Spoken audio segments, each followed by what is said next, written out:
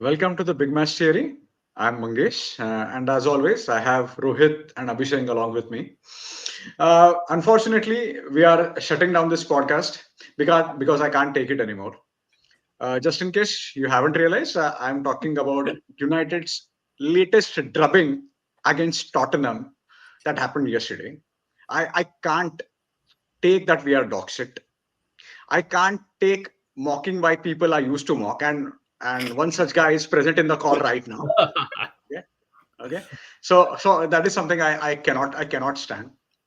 I think we are horrible in every aspect of the game, be it positioning, be it control, be it position, and I don't know why Delict ran all the way to halfway line during the second goal.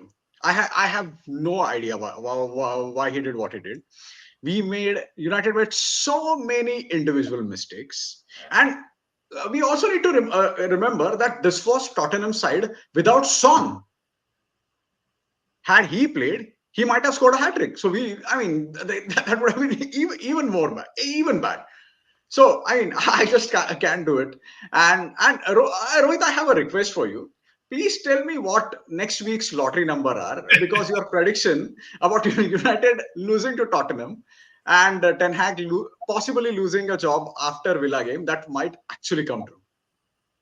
It's sad. It's sad, and I mean, I'm in the same boat as you, Mangesh. I am speechless. I'll tell you what.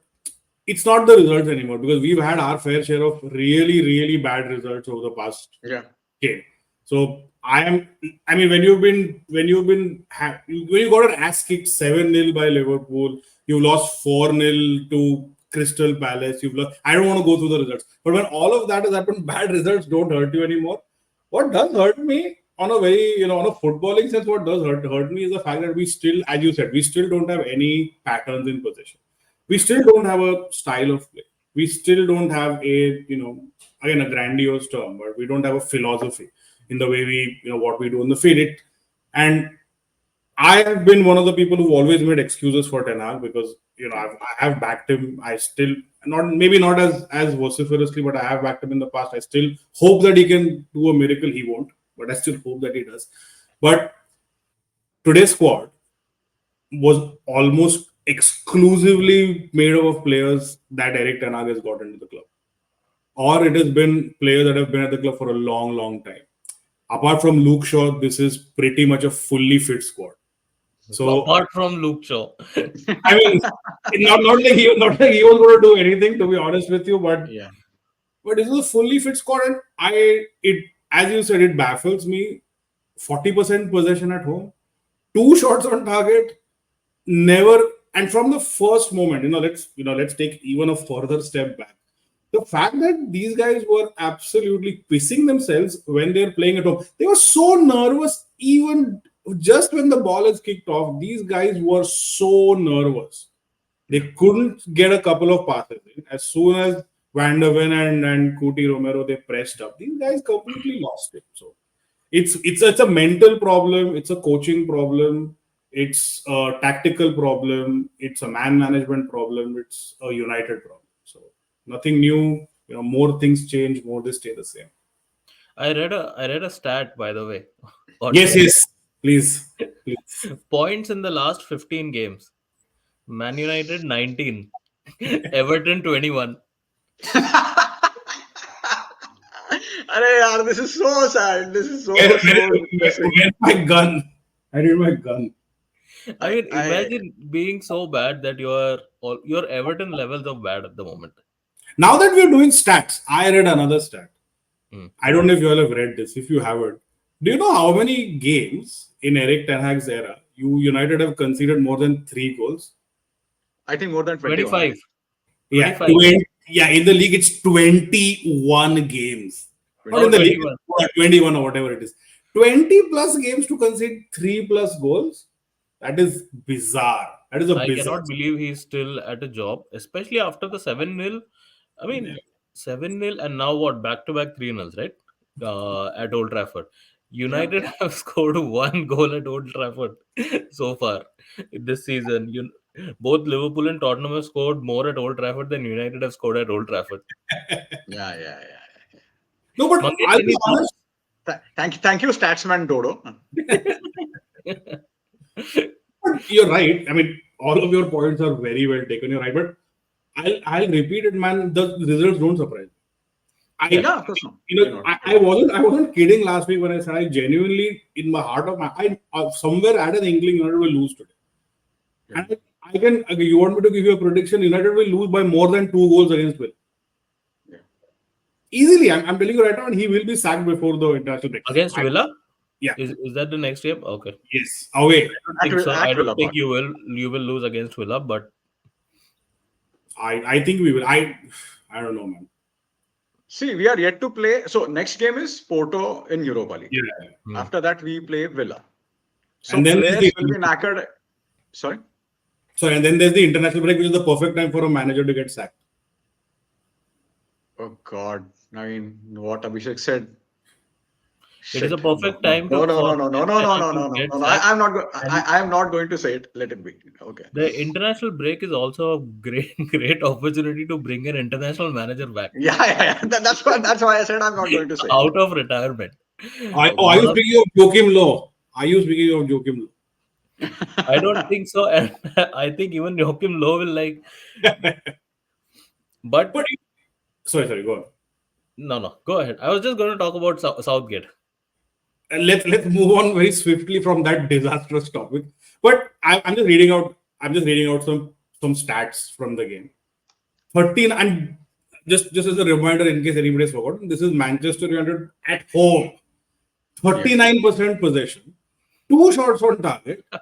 They had 27 tackles to Spurs' 3. They had 5 yellow cards, 1 bizarre red card, which I may or not agree with, but again, I don't think it would have made a sense. 16 fouls conceded. First, let's take a few steps back. 27 tackles. I don't remember 27 passes. Forget about 27 tackles. I don't know who they were tackling, probably the air.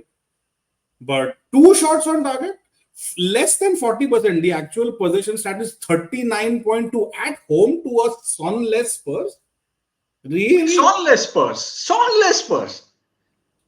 Mickey Van der Ven, who looks like a giraffe, and you got Cuti Romero, who looks like a bouncer outside a Colombian drug lord's party. These guys are waltzing through your midfield.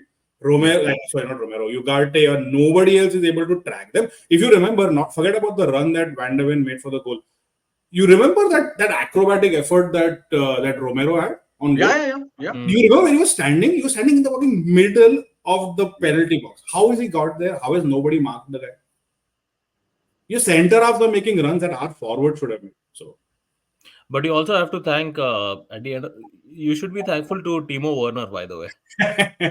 Honestly, that game could have been 6 or 7-0 if it was Son, right, instead of Timo 100%. Werner. Yeah. It would have been 5-0 at least. 100%. 100%. But I don't understand. After Palace game, okay, we did not score against Palace. Okay, I understand that. But there was at least some intent, a change of tactics that worked. Be it Palace, be it any other team, we could see something different was happening.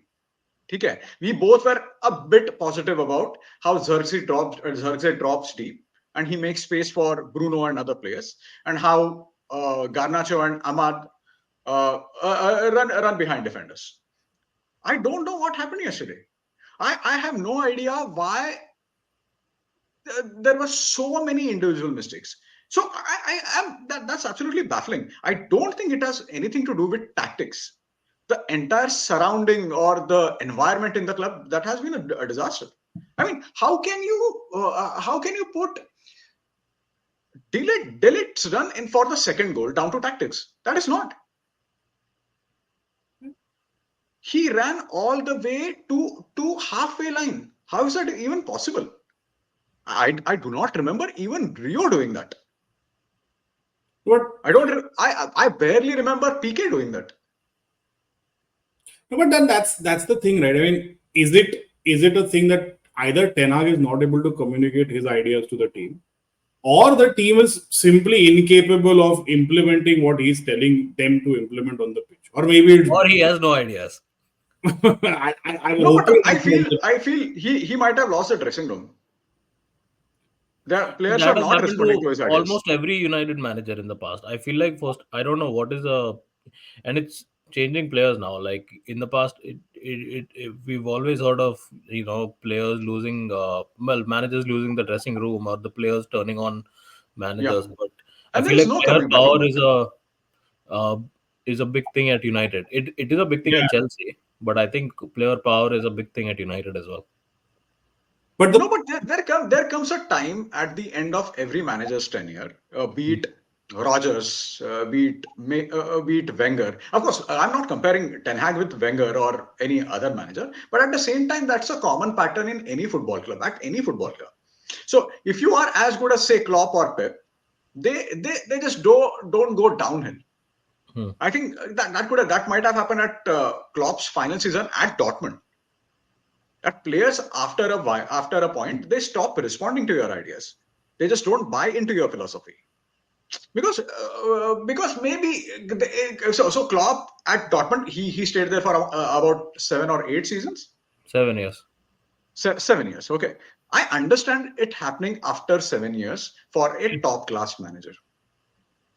Yeah. But if it is happening for a couple of years, I don't see there is no turning back. because I'll tell you when I talk about players not responding, right?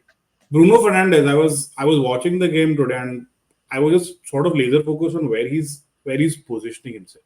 Yeah, You yeah, know that a team like Spurs are so quick on the transition. You know they're going to play on a high line. The least you can do is don't play next to Jersey.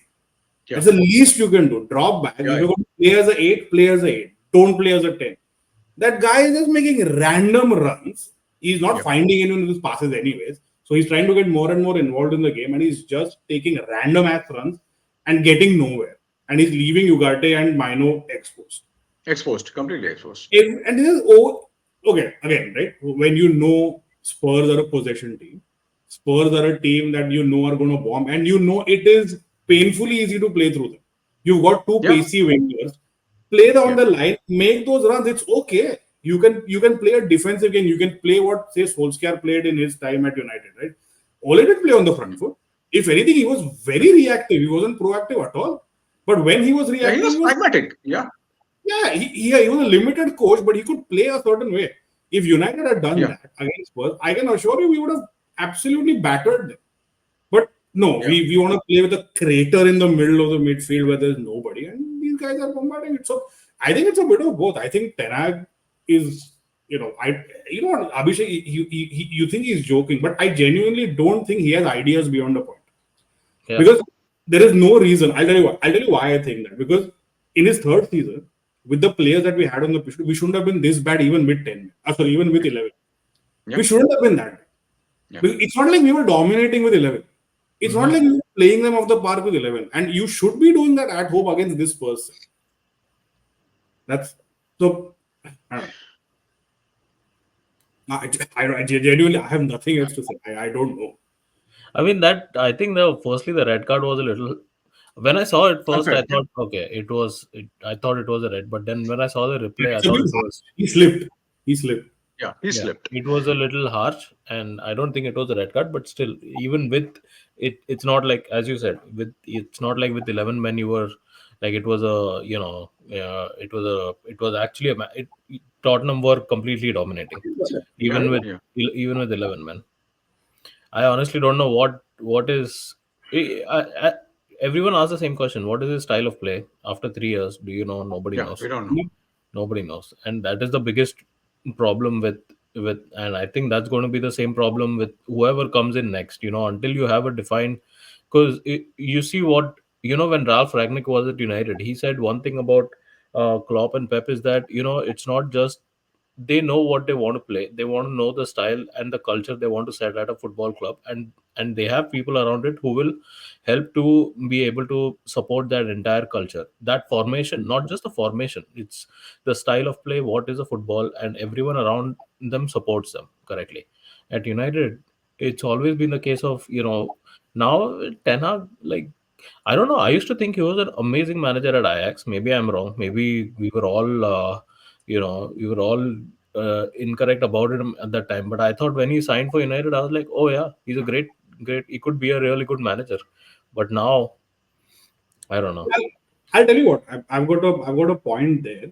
If you think about it, the only time after Ferguson, I know we've spoken about this for too long, but the only manager after Ferguson who has had a style of football has been Louis Van. He's the only. I wouldn't say Solskjaer had a style of football. No fixed time. No. Neither did Jose. Louis Van Gaal had a style of football. Everybody hated his guts, but he had a style of football. Yeah. You or me, we may not like what he did, but think about it. He got into the top four in his first season. He, I think, lost out on the top four by a point in his second season. By goal difference. By goal difference in his second season. And won the FA Cup. Yeah. You know what was different in that squad? There was a bunch of young guys in that squad who are basically getting their asses kicked by this near 70-year-old psychopath. I don't think Eric Ten Hag has that personality.